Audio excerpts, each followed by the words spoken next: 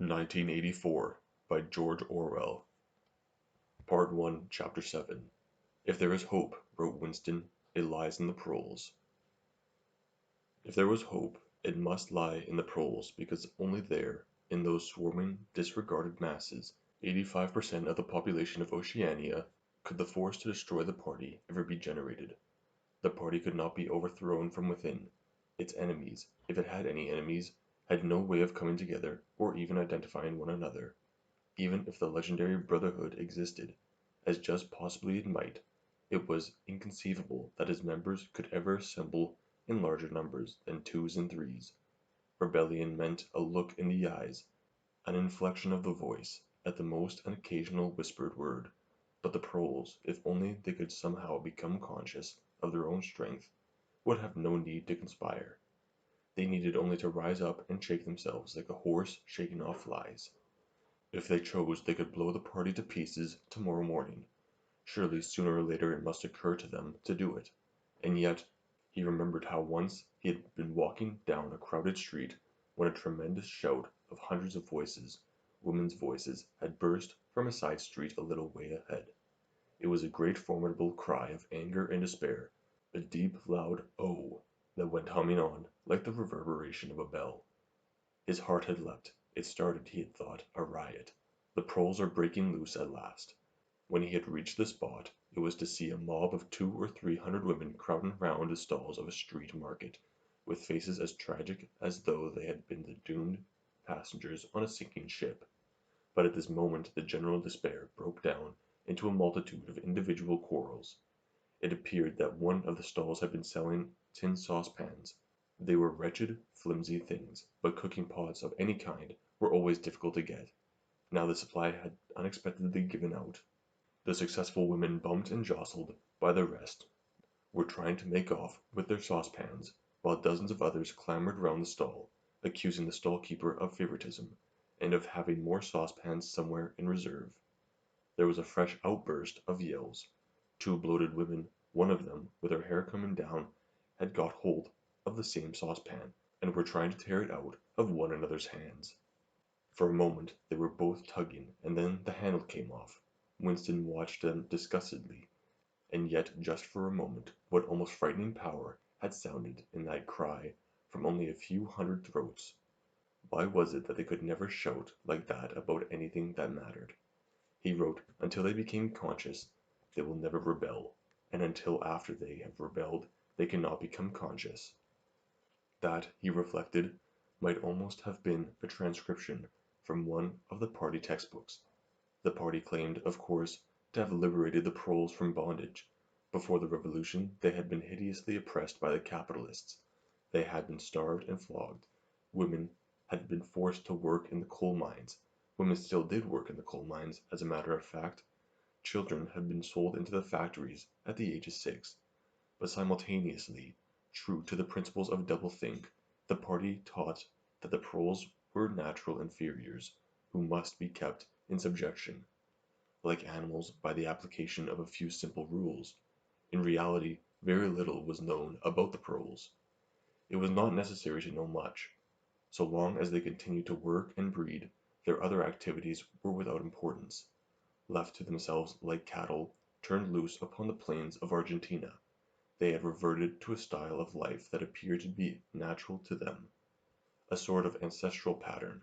They were born, they grew up in the gutters, they went to work at 12, they passed through a brief blossoming period of beauty and sexual desire, they married at 20, they were middle-aged at 30, they died, for the most part, at 60. Heavy physical work, the care of home and children, petty quarrels with neighbors, films, football, beer, and above all, gambling, filled up the horizon of their minds. To keep them in control was not difficult. A few agents of the thought police moved always among them, spreading false rumors and marking down and eliminating the few individuals who were judged capable of becoming dangerous. But no attempt was made to indoctrinate them with the ideology of the party. It was not desirable that the proles should have strong political feelings. All that was required of them was a primitive patriotism, which could be appealed to whenever it was necessary to make them accept longer working hours or shorter rations. and even when they became discontented, as they sometimes did, their discontent led nowhere, because, being without general ideas, they could only focus it on petty specific grievances. The larger evils invariably escaped their notice. The great majority of proles did not even have telescreens in their homes. Even the civil police interfered with them very little. There was a vast amount of criminality in London, a whole world within a world of thieves, bandits, prostitutes, drug peddlers, and racketeers of every description, but since it all happened among the proles themselves, it was of no importance. In all questions of morals, they were allowed to follow their ancestral code. The sexual puritanism of the party was not imposed upon them. Promiscuity went unpunished, divorce was permitted. For that matter, even religious worship would have been permitted if the proles had shown any sign of needing or wanting it. They were beneath suspicion, as the party slogan put it, proles and animals are free. Winston reached down and cautiously scratched his varicose ulcer. It had begun itching again. The thing you invariably came back to was the impossibility of knowing what life before the Revolution had really been like. He took out of the drawer a copy of a children's history textbook which he had borrowed from Mrs. Parsons, and began copying a passage into the diary. In the old days, it ran, before the glorious Revolution, London was not the beautiful city that we know today. It was a dark, dirty, miserable place, where hardly anybody had enough to eat, and where hundreds and thousands of poor people had no boots on their feet, and not even a roof to sleep under. Children no older than you are had to work 12 hours a day for cruel masters, who flogged them with whips if they worked too slowly, and fed them on nothing but stale bread crusts and water. But in among all this terrible poverty, there were just a few great big beautiful houses that were lived in by rich men who had as many as 30 servants to look after them. These rich men were called capitalists. They were fat, ugly men with wicked faces, like the one in the picture on the opposite page. You can see that he is dressed in a long black coat, which was called a frock coat, and a queer shiny hat shaped like a stovepipe, which was called a top hat. This was the uniform of the capitalists, and no one else was allowed to wear it. The capitalists owned everything in the world, and every one else was their slave. They owned all the land, all the houses, all the factories, and all the money. If anyone disobeyed, they could throw him into prison, or they could take his job away and starve him to death. When any ordinary person spoke to a capitalist, he had to cringe and bow to him, and take off his cap and address him as Sir. The chief of all capitalists was called King, but he knew the rest of the catalogue. There would be mention of the bishops in their lawn sleeves, the judges in their ermine robes, the pillory, the stocks, the treadmill, the cat o' nine tails, the Lord Mayor's banquet, and the practice of kissing the Pope's toe. There was also something called jus primae noctis, which would probably not be mentioned in a textbook for children. It was the law by which every capitalist had the right to sleep with any woman working in one of his factories. How could you tell how much of it was lies? It might be true that the average human being was better off now than he had been before the Revolution. The only evidence to the contrary was the mute protest in your own bones, the instinctive feeling that the conditions you lived in were intolerable, and that at some other time they must have been different. It struck him that the truly characteristic thing about modern life was not its cruelty and insecurity, but simply its bareness, its dinginess, its listlessness. Life, if you looked about you, bore no resemblance not only to the lies that streamed out of the telescreen, but even to the ideals that the party was trying to achieve. Great areas of it, even for a party member, were neutral and non-political, a matter of slogging through dreary jobs, fighting for a place on the tube, darning a worn-out sock, caging the saccharine tablet, saving a cigarette end.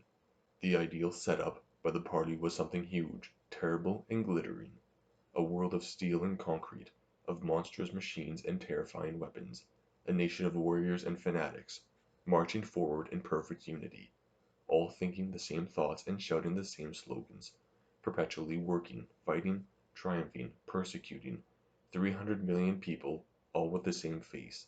The reality was decaying, dingy cities where underfed people shuffled to and fro in leaky shoes, in patched-up 19th-century houses that smelt always of cabbage and bad lavatories. He seemed to see a vision of London, vast and ruinous, city of a million dustbins, and mixed up with it was a picture of Mrs. Parsons, a woman with lined face and wispy hair, fiddling helplessly with a blocked waste-pipe. He reached down and scratched his ankle again.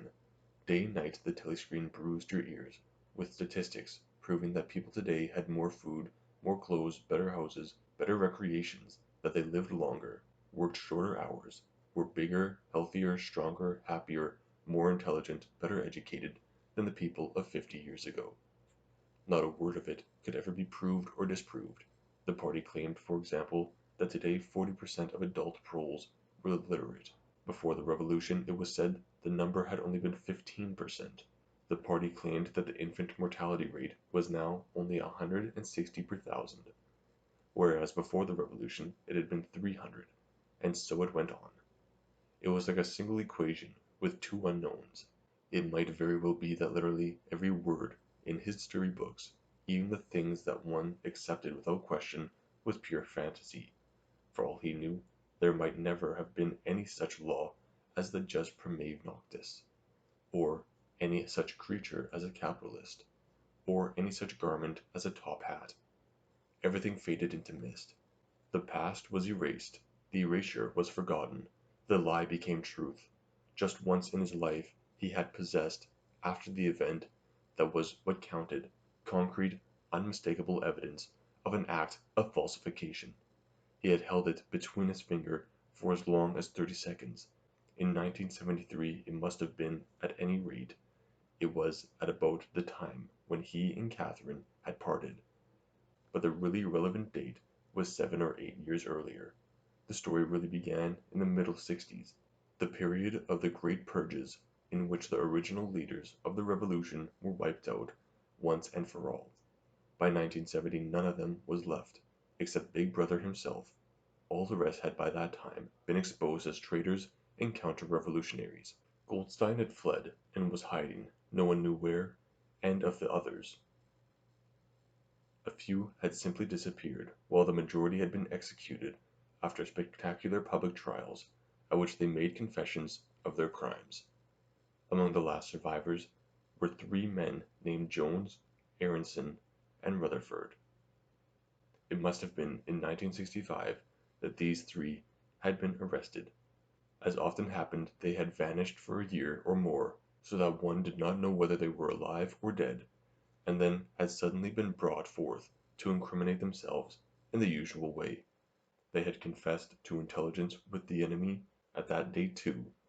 The enemy was Eurasia, embezzlement of public funds, the murder of various trusted party members, intrigues against the leadership of Big Brother, which had started long before the revolution happened, and acts of sabotage causing the death of hundreds of thousands of people. After confessing to these things, they had been pardoned, reinstated in the party, and given posts which were in fact sinecures, but which sounded important. All 3 had written long, abject articles in the Times analyzing the reasons for their defection and promising to make amends. Some time after their release, Winston had actually seen all 3 of them in the Chestnut Tree Cafe. He remembered the sort of terrified fascination with which he had watched them out of the corner of his eye. They were men far older than himself, relics of the ancient world, almost the last great figures left over from the heroic early days of the party. The glamour of the underground struggle and the Civil War still faintly clung to them. He had the feeling, though, already at that time facts and dates were growing blurry, that he had known their names years earlier than he had known that of Big Brother. But also they were outlaws, enemies, untouchables, doomed with absolute certainty to extinction within a year or 2. No one who had once fallen into the hands of the thought police ever escaped in the end. They were corpses waiting to be sent back to the grave. There was no one at any of the tables nearest to them. It was not wise even to be seen in the neighborhood of such people. They were sitting in silence before glasses of the gin flavored with cloves, which was the specialty of the cafe. Of the 3, it was Rutherford whose appearance had most impressed Winston. Rutherford had once been a famous caricaturist whose brutal cartoons had helped to inflame popular opinion before and during the Revolution. Even now, at long intervals, his cartoons were appearing in the Times. They were simply an imitation of his earlier manner, and curiously lifeless and unconvincing. Always they were a rehashing of the ancient themes: slum tenements, starving children, street battles, capitalists in top hats. Even on the barricades the capitalists seemed to cling to their top hats. An endless, hopeless effort to get back into the past. He was a monstrous man, with a mane of greasy gray hair, his face pouched and seamed, with protuberant lips. At one time he must have been immensely strong. Now his great body was sagging, sloping, bulging, falling away in every direction. He seemed to be breaking up before one's eyes, like a mountain crumbling. It was the lonely hour of 15. Winston could not now remember how he had come to be in the cafe at such a time. The place was almost empty. A tinny music was trickling from the telescreens. The three men sat in their corner, almost motionless, never speaking, uncommanded. The waiter brought fresh glasses of gin. There was a chessboard on the table beside them, with the pieces set out, but no game started. And then, for perhaps half a minute in all, something happened to the telescreens. The tune that they were playing changed, and the tone of the music changed too. There came into it, but it was something hard to describe. It was a particular, cracked brain jeering note. In his mind Winston called it a yellow note, and then a voice from the telescreen was singing: "Under the spreading chestnut tree I sold you and you sold me. There lie they, and here lie we, under the spreading chestnut tree." The three men never stirred, but when Winston glanced again at Rutherford's ruinous face, he saw that his eyes were full of tears, and for the first time he noticed, with any kind of inward shudder, and yet not knowing at what he shuddered, that both Aronson and Rutherford had broken noses. A little later all three were rearrested. It appeared that they had engaged in fresh conspiracies from the very moment of their release. At their second trial they confessed to all their old crimes over again, with a whole string of new ones. They were executed, and their fate was recorded in the party histories. A warning to posterity.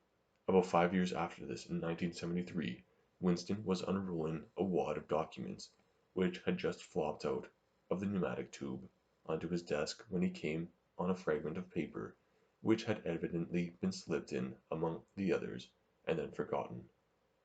The instant he had flattened it out, he saw its significance. It was half a page torn out of the Times, about 10 years earlier. The top half of the page so that it included the date, and it contained a photograph of the delegates at some party function in New York. Prominent in the middle of the group were Jones, Aronson, and Rutherford. There was no mistaking them. In any case, their names were in the caption at the bottom. The point was that at both trials all three men had confessed that on that date they had been on Eurasian soil. They had flown from a secret airfield in Canada to a rendezvous somewhere in Siberia, and had conferred with members of the Eurasian General Staff, to whom they had betrayed important military secrets. The date had stuck in Winston's memory because it chanced to be Midsummer Day, but the whole story must be on record in countless other places as well. There was only one possible conclusion: the confessions were lies. Of course this was not in itself a discovery. Even at that time Winston had not imagined that the people who were wiped out in the purges had actually committed the crimes that they were accused of. But this was concrete evidence. It was a fragment of the abolished past, like a fossil bone which turns up in the wrong stratum, and destroys a geological theory. It was enough to blow the party to atoms if in some way it could have been published to the world and its significance made known. He had gone straight on working. As soon as he saw what the photograph was, and what it meant, he had covered it up with another sheet of paper. Luckily, when he unrolled it, it had been upside down from the point of view on the telescreen.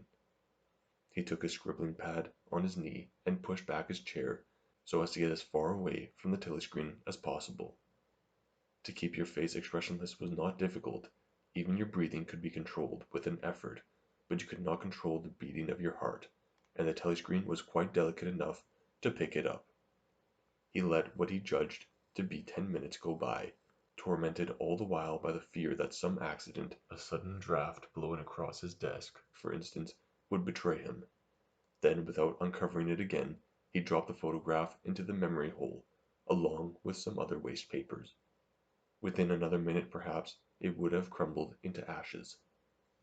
That was 10, 11 years ago. Today, probably, he would have kept that photograph.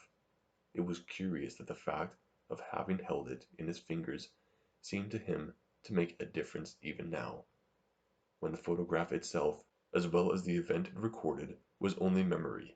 Was the party's hold upon the past less strong, he wondered, because a piece of evidence which existed no longer had once existed? But today, supposing that it could be somehow resurrected from its ashes, the photograph might not even be evidence.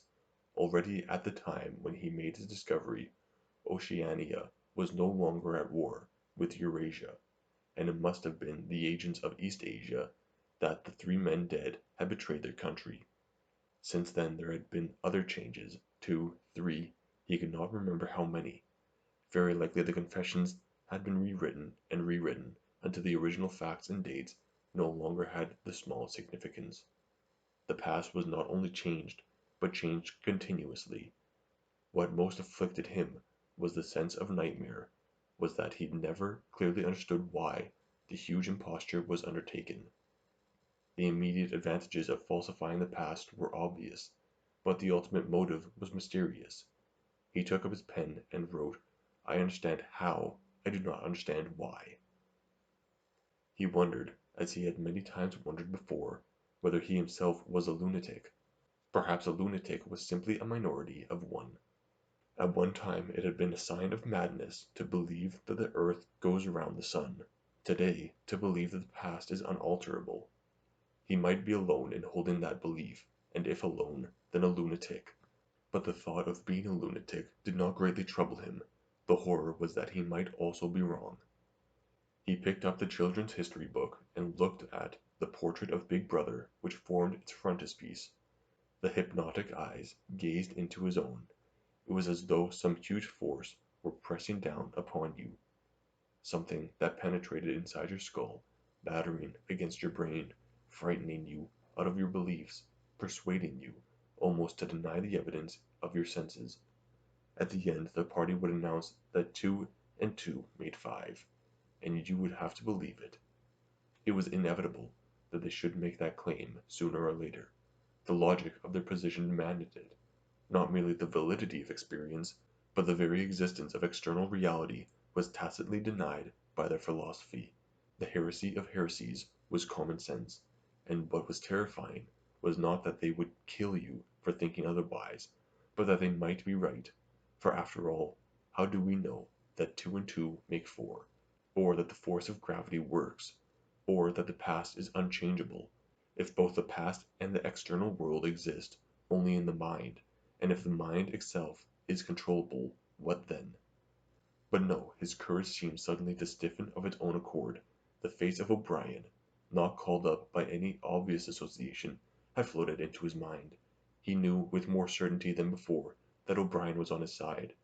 He was writing the diary for O'Brien to O'Brien.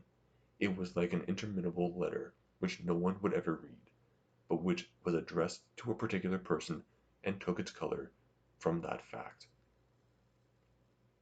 The party told you to reject the evidence of your eyes and ears. It was their final, most essential command.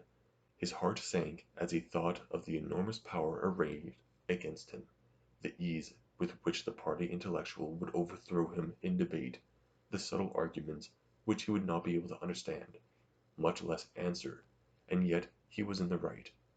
They were wrong and he was right. The obvious, the silly, and the true had got to be defended. Truisms are true. Hold on to that. The solid world exists. Its laws do not change. Stones are hard, water is wet, objects unsupported fall toward the earth's center. With the feeling that he was speaking to O'Brien, and also that he was setting forth an important axiom, he wrote, "Freedom is the freedom to say that 2 + 2 make 4. If that is granted, all else follows."